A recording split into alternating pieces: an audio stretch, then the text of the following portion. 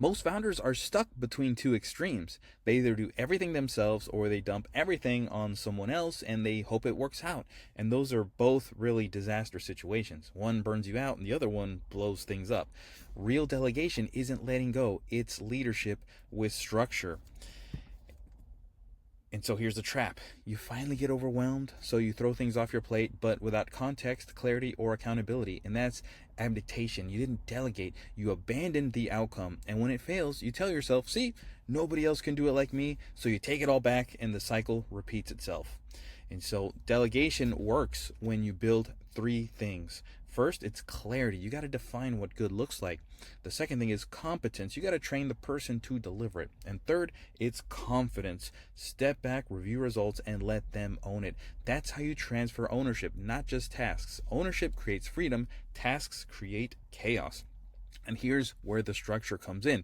Every delegation area needs decision rights, what they can do, what they can decide, and what they recommend, and what needs your approval. So when that's clear, you stop getting pinged for every micro decision. You go from 30 daily pings to 5 weekly updates, and that's what ownership looks like. Now, delegation doesn't mean disappearing. You need a visibility system, things like dashboards, scorecards, or weekly check-ins that give you signal, not noise. And that's how you trust your team without losing visibility. You manage by scorecard, not Slack messages. And so here's where it matters most of the time. At home, every task you keep out of fear steals moment from your family. In special moments that you'll never get back. Delegation isn't just a working skill, it's a family value. When you delegate well, you buy back time for dinners, games, and weekends. This is the moments that matter the most. And I've seen this flip everything. My friend Stacy went from managing everything to having his team do all the work for him, and he cut his hours in half. Greg, my buddy, delegated operations with a scorecard system, and he finally took his 3-week dream vacation. And I used this to scale myself from $20 to $50 million by spending more time with my son than ever before. So delegation done right isn't a risk, it's a multiplier.